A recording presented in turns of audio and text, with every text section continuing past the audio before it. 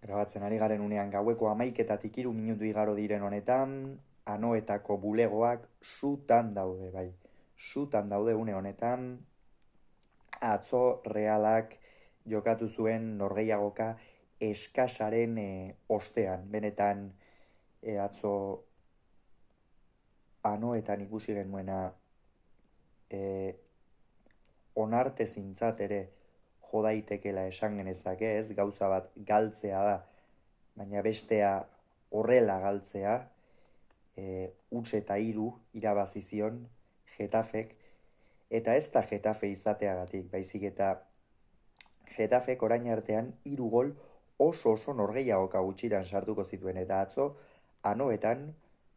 sartu egin zituen. Beraz,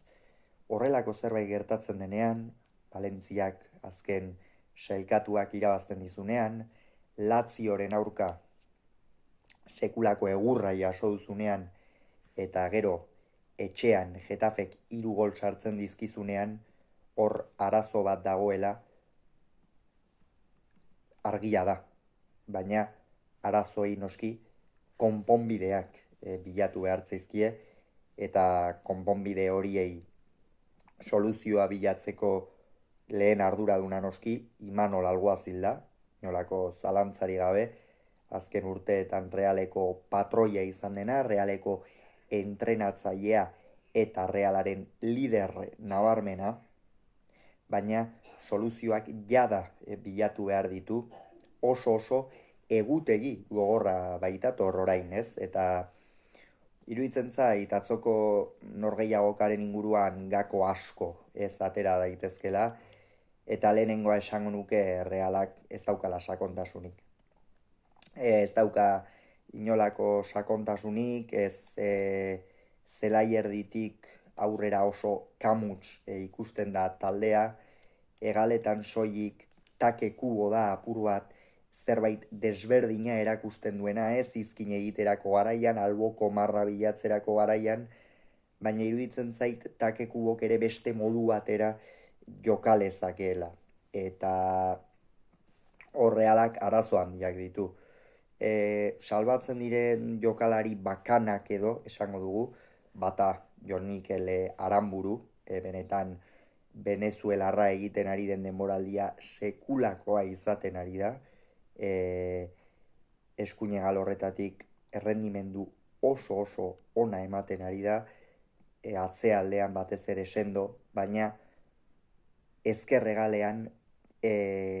zuro handi xamarrak ikusten dira. Haien badakigu, behar bada ez dagoela euneko eunean, baina etxauriarrak aurrekoan txartel gorria ikusi zuen kasu honetan Erroman, Lazioren aurka, eta atzo Getaferen aurka mina hartu zuen titular jokatu ostean, eta Javi López atera zenean, ez dakit, baina ez nau konbentzitzen, jokalari honek. Iruditzen zait, ezkerregal horretan aurkaria zein dela ere, oso erraztasun handiegiarekin joaten ote zaion, eta hori Realak ezin du inondik inora onartu. Horregatik, hauek esan, gero Mikel Oyartzabalek ere horixe partidan zehar bai, partida aldatzeko gaitasuna duen jokalaria da, hori zalantzari gabe, baina abiaduraz eta kamus dabil, gero behar bada ez dago erdiko aurrelari batek egon behar duen leku horretan eibartarra egon behar duen unean, eta horrek behar bada edo hori behin eta berriz norgehiagoka gertatzen denean, behar bada sistema aldaketa bat ere egin behar da, ez? Reala denboraldi osoan zehar 4-3-3ko sistema horrekin ikusi dugu, egia da Valentzian 3 erdiko atzelarirekin jokatu zuela, baina Valentziako planteamendua ere oso arriskutsua eta benetan bat ere konbentzituen induena izan zen, batez ere horixe eskuinegaletikan jokalariak baldin badituzu abiadura markatzen dutenak, eta eskuinegalean azkenean min egiteko jokalaria bat baldin badaukazu ongi, baina bestela zaila da, eta Aritz Elustondo sartu zuen oso era sokor xamar edo, eta hori ez zait iruditzen, ez Aritz bai, galeko jokalari bezala jokalari beti betetzen duen jokalaria da, baina ez da azkarra, ez da eskuinalde horretatik atzelariak hausteko gaitasuna duen jokalari bat, inondik inora ere, eta hori ikusi zen Valentzian, inolako zalantzari gabe. Orduan, hemen gauza asko dauzka hobetzeko Realak, ikusiko dugu, ea Imanolek denboraldia amaituko duela horretan ez daukat zalantzarik, behar bada Realean dagoenetik krisi maila aldetik, krisi maila gorenean dagoela esan daiteke une honetan, batez ere oso kritikatua izaten ari delako, azken egun hauetan zenbait sektoretatik, eta horrez gain atzo Imanolen prentxaurrekoa entzuteak ere belarriko mina ematen zuen, gauza positiboak noski ezin dira atera, eta atera izan balitu aurpeiratuko genio noski, baina gainera hor esan zuen, ez zituela adibidez berak personalki fitxaketak eskatuko, eta hori ongi iruditzen zaitein batean ez, une honetan ziuraski moralki oso baju dagoen plantilla bateko jokalariei mezu hori helaraztea ez, hau da, une honetan Realeko jokalariak frustrazio maila gorenean daude, atzoko partidan jada Getaferen lehen gol horren ostean ikusi genuen, bigarrenaren ostean zeresanik ez, Zubimendi jada geldo zegoen baloia pasaziotenean, eta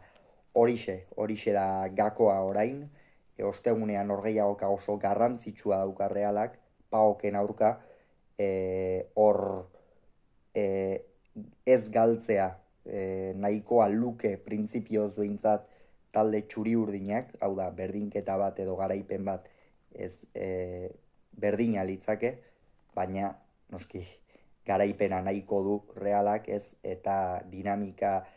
oso txar honetatik, izan ere dinamika oso txarra dela iruditzen zait, batez ere inbertitu denarekin, ez? Oskarsonek 20 milioi, oraintxe bertan esango dut, baina Javi Lopezek 3 milioi, da, gaur egungo merkatuan ez dela asko, 6,5 milioi, Sergio Gomezek 9 milioi, eta Sergio Gomez egia esan barnekaldetik gehiago gustatzen ari zait. Kanpokaldetik iruditzen zait ez dela jokalari eraginkorra izaten ari, batez ere hor ezker alboa horretan jartzen duenean eta hegal horretatik ez ditu desberdintasuna markatzen, eta ez dakit Ander Barrenetxea ehunean ote dagoen ere, behar bada 80 minutuak jokatzeko ez dago, Susitxek 10 milioi, Oskarsoneko 20 esan nahi dut, zuk milioiak jada inbertitzen dituzunean jokalarietan, nik uste jokalari horiei errendimendua eskatu behartzaiela, baina Imanolen mezua, eta iruditzen zait Imanolek apur bat, kirol zuzendaritzaren izenean ere hitz egiten duela, beraien mezua da etorkizunean egin dela apustu, etorkizunerako. Eta galdera da, etorkizunerako inbertitzen dira 30, 36, 45 milioi, ez dakit, ager utzita dago, eta ager da momentuz aurten kirol zuzendaritzak egin dituen ekarpenetatik errendimendu honena ematen ari den jokalaria inongo zalantzari gabe, atzo ikusi zen gainera, eta Jon Patxeko ere ez da ongi pasatzen ariko, batez ere denboraldia oso kaiskarra izaten ari da, gainera atzealdean ikusten da ez, bizkarrera eta etortzen zaizkio baloietan zenba sufritzen duen atzo ere Getaferen 3 golak atzealdean egindako akatsengatik etorri ziren, eta horrez gain esango nuke horixe, intentsitate falta handia egon zela atzo, batez ere Takekubok partida amaieran hori aitortu zuen, taldearen horreiagoka lotsagarria izan zela, eta alaxe izan zen, gauzak esan behar direnean, diren bezala esan behar dira, eta ez dakit, etorkizunean apustu egitea, edo nire mezu nagusia bintzatu honetan da, niretzat etorkizunearen alde apustu egitea ez dela 55 milioi gastatzea. Niretzat etorkizunaren alde apustu egitea da, edo litzake, adibidez, honi, zuk, trantsizio urtea deitzen badiozu, aurtengo realaren aurtengo urteari ezin zaio trantsizio urtea deitu inondik inora ere. Zergatik, 55 milioi horiek inbertituta daudelako ja da. Ez, Oscarsoneko 20, 10 eta bai, gazteak dira, baina zuk prezio horiek ordaintzen dituzunean, zuk horiei beste exigentzia bat eman behar diezu, eta jokatu egin behar dute. Esate baterako horri Oscarson apenas jokatzen ari da, orduan zuk 10 minutu uzten baldin badizkiozu Imanolek egiten duen bezala, ba Imanolen aldetik kudeak eta hori ez zait egokia iruditzen ari. Behar bada sistema aldaketa batean, ba beno, jarri dezakezu Mikel Oyarzabal atzean, eta iruditzen zait, eta pentsatzen ere aritu naiz, ez Mikel Oyarzabalek apur bat 2 punten atzean jokatzen baldin badu, askoz ere askatasun gehiago izango du, bere jokoa eta bere sormena aurrera eramateko, eta sormen handia duen jokalaria da Oyarzabal, ez, baloia oinetan duenean beti zentzuzko gauzak, taldeari beste dinamismo bat edo ematen dio, eta zergatik ez, Oscarsonetako esate baterako goian ipini, eta Oyarzabal apur bat atzerago erronbo batean. Atzoko norgehiagokaren ostean, nik uste Imanole lehenik eta behin sistema aldatu beharra daukala. Erronboak funtzionatu izan dio, eta orain ere funtzionatzeko gaitasuna egon daiteke. Erronbotik edozein unetan 4-3 batera ere igaro daiteke. Badakigulako noski, take eskuinalde horretatik ezin dela kendu. Zaila da, une hauetan Realaren inguruan hizketan jardutea, egia esan, baina futbola horrela da, talde guztiek dituzte krisiak, Reala une honetan krisi nabarmen batean dago, eta honi, esan bezala, buelta eman behar diotenak, 3 figura dira. Kirol zuzendaritza, Imanol, eta noski lehenak eta zelaian errenditu behar dutenak jokalariak. Hauxe beraz esan beharrekoa, hurrengoan gehiago izango duzue, bitartean ongi izan, agur.